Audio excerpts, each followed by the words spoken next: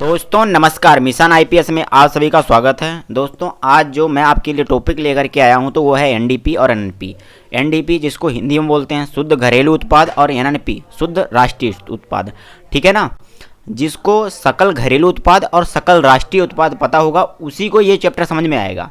ठीक है ना। तो इससे पहले वाली वीडियो फिलहाल तो इस बारे में मैं बताऊँगा, इसको एक बार आपको फिर से ही बताऊँगा कि शुद्ध घरेलू उत्पाद कहाँ से निकलेगा और शुद्ध राष्ट्रीय उत्पाद कहाँ निकलेगा। और देखो कोई इसमें मैं आपको इतने बड़े वो नहीं बताने वाला हूँ कि लिख करके बता दिया। इसमें सिर्फ आपको एग्जाम्पल के थ्रू बताऊँगा, थ्योरी कोई नहीं होगी। ठीक है ना। हमारे पास थ्योरी तो आपको पता होना चाहिए कि थ्योरी तो पढ़ाई है, सारे ने पढ़ा होगा, लेकिन थ्योरी से मेरे हिसाब से थ्योरी के द्वारा अगर समझना तो बड़ा मुश्किल है इसको। ठीक है ना। तो पहले हम जानेंगे एनडीपी के बारे में कि शुद्ध घरेलू उत्पाद क्या है। ठीक है ना। अब देखो दोस्तों, शुद्ध घरेलू उत्पाद के बारे में जानने से पहले मैं आपको बता दूं कि सकल घरेलू उत्पाद क्या है, क्योंकि सकल घरेलू उत्पाद से ही ये निकलेगा। ठीक है ना। जो अपना ये दिया हुआ है ना कि एनडीपी के बराबर जीडीपी माइनस मूल्यह्रास, शुद्ध घरेलू उत्पाद। ठीक है ना। एक मिनट पेन ले लूं फिर आपको बताता हूँ।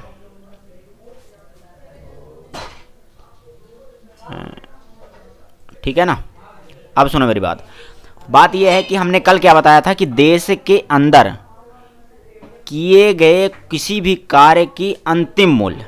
ठीक है ना। अगर मान लो जैसे हमने बताया था, आपको लास्ट एग्जांपल दिया था कि गेहूं बनाया, गेहूं के बाद जो है गेहूं के बाद आटा बनता है, आटे के बाद ब्रेड बनता है, ब्रेड का जो है 400 रुपये, तो वो अंतिम मूल्य है, उसको हमने जोड़ दिया जी।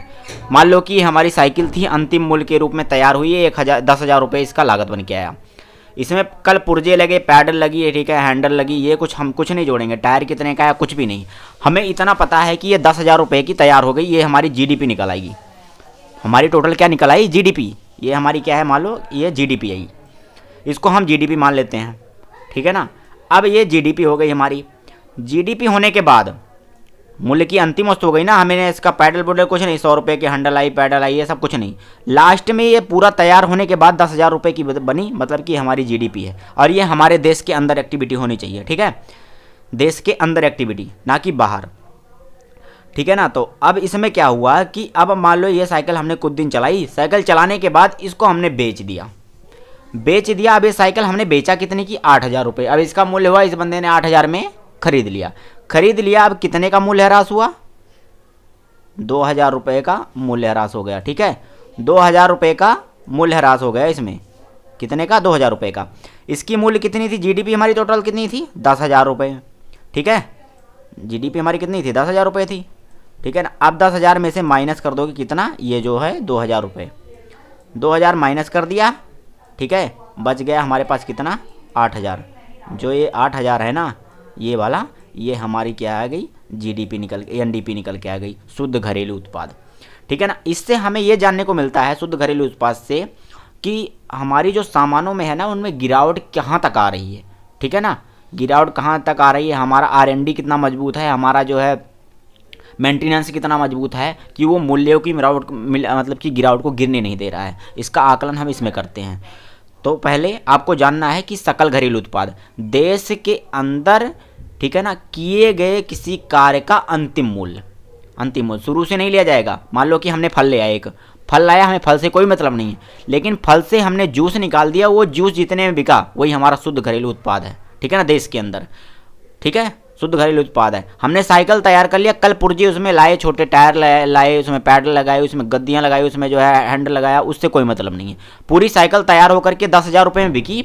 10,000 रुपये में बिकने के बाद वो जो है 8,000 रुपये में क्या हुआ कि जब हमने कुछ दिन चलाया तो उसका 8,000 रुपये में बुकी, 2,000 रुपये का मूल्यह्रास हो गया। तो वो हमारा क्या होगा कि जीडीपी में से माइनस कर दिया हमने शुद्ध जीडीपी माइनस कर दिया मैंने मूल्यह्रास, तो आ गया हमारा 8,000 रुपये। ठीक है ना। 8,000 हमारा क्या आ जाएगा? एनडीपी निकल आएगा।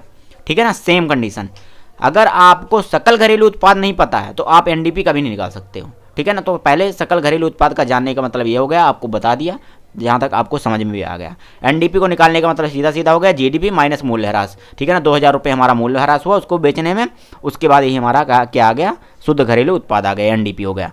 अब हम जानते हैं एनएनपी। ठीक है ना। एनएनपी, देखो एनएनपी के बारे में जानने का मतलब यह हो गया, ठीक है। हाँ आओ जानते हैं एनएनपी। अब देखो यहाँ पे मैंने कोई डायग्राम नहीं बनाया है, लेकिन मैं आपको पहले समझाने वाला हूँ।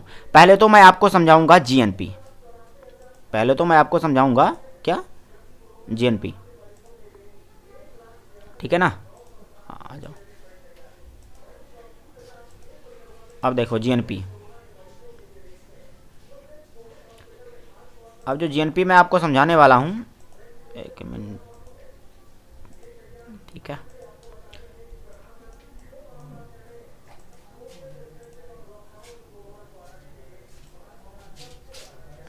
अब सुनो,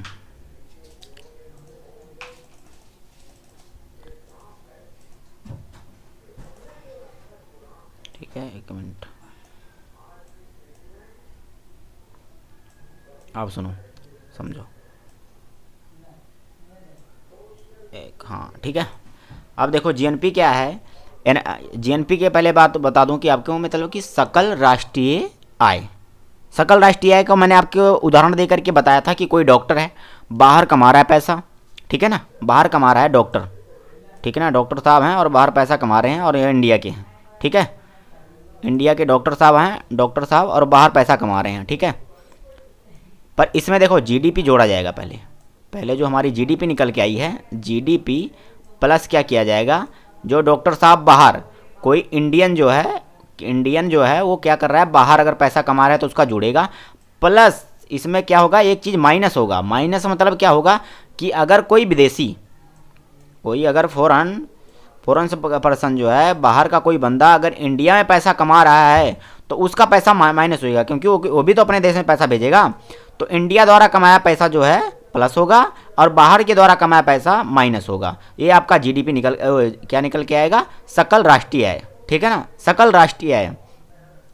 सकल राष्ट्रीय आय का आपका निकल करके आएगा किसमें, कि जो जीडीपी है प्लस उसमें भारतीय लोगों के द्वारा, चाहे फैक्ट्री लगाया हो उसने विदेशों में, चाहे कोई डॉक्टर हो, चाहे कोई इंजीनियर हो, अगर वो विदेशों में पैसा कमा रहा है, आय अर्जित कर रहा है, तो उसकी आय जो है, किसी भारतीय की आय विदेशों में कमाई गई, किसी भारतीयों के द्वारा विदेशों में कमाई गई आय जो है भारत की किसमें, एनएनपी में ऐड होगी।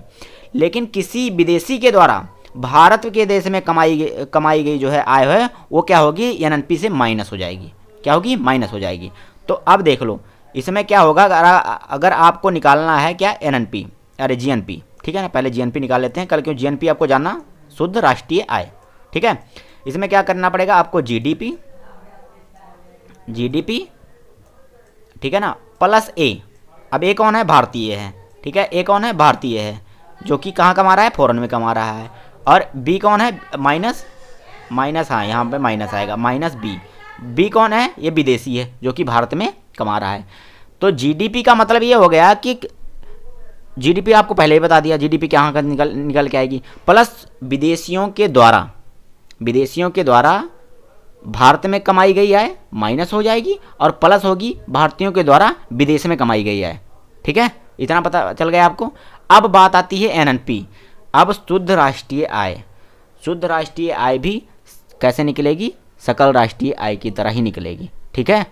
तो इसमें क्या करेगा, जो भी आपकी जीएनपी निकल के आएगी, जो आपको बताया अभी, उसमें से मूल्यह्रास माइनस कर देना है। मूल्यह्रास वही हो गया कि मान लो कि 8,000 10,000 की हमने साइकिल, 10,000 की साइकिल का मूल्य था और उसको क्या किया था कि हमने बाद में जब वो बेचा तो उसकी लागत पता चली कि अब वो 8,000 की है, 2,000 रुपये इसमें माइनस हो जाएगा।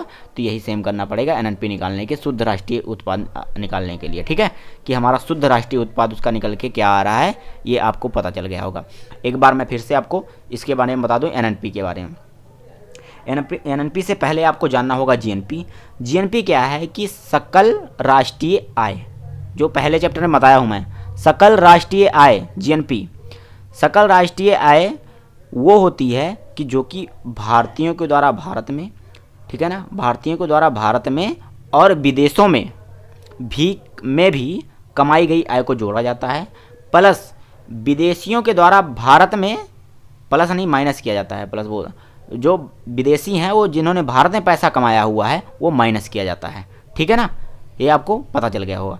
इसमें एक बात और ध्यान रखने वाली बात है, इसमें एक बात ध्यान रखने वाली है कि अगर किसी भारतीय ने, मान लो भारतीय ने क्या किया है, पाकिस्तान को पैसा दिया है जी 50,000 रुपये, और अगर वहाँ से वो 10,000 रुपये उसका ब्याज आ रहा है, तो वो ब्याज भी क्या होगा, जुड़ेगा, इसमें ब्याज भी जुड़ेगा सकल राष्ट्रीय आय में, ठीक है। अब अगर भारतीय ने पैसा ले रखा है किसी से और उसका ब्याज दे रहा है तो वो माइनस होगा, ठीक है ना। ये चीज़ याद रखना है, ये चीज़ याद रखने वाली है। और एक बात बता दूं कि जो भारतीय जो है पैसा विदेशों में कमा रहे हैं, वो भारत जो है उसमें पहले स्थान पे है और दूसरे स्थान पे चीन है, ठीक है। अच्छा, शुद्ध राष्ट्रीय जो उत्पाद है, इससे क्या होता है कि हम अपने देश की पर व्यक्ति इनकम, पर कैपिटा इनकम जो बोलते हैं उसको निकाल सकते हैं। जैसे मान लो कि शुद्ध राष्ट्रीय उत्पाद निकल आया हमारा, शुद्ध राष्ट्रीय उत्पाद निकल आया, उसको हम भाग दे देंगे किससे? भारत की जनसंख्या से। किसे दे देंगे? भारत की जनसंख्या से। वो क्या हो जाएगी? हमारी पर कैपिटा इनकम निकल के आएगी, ठीक है ना। जितनी हमारी आबादी है, अगर पर कैपिटा इनकम निकालना है हमें, तो राष्ट्रीय आय जो है हमारी, ठीक है ना, शुद्ध राष्ट्रीय आय जो निकल के आ रही है, उससे हम क्या करेंगे कि जितनी आबादी है हम उससे भाग दे देंगे।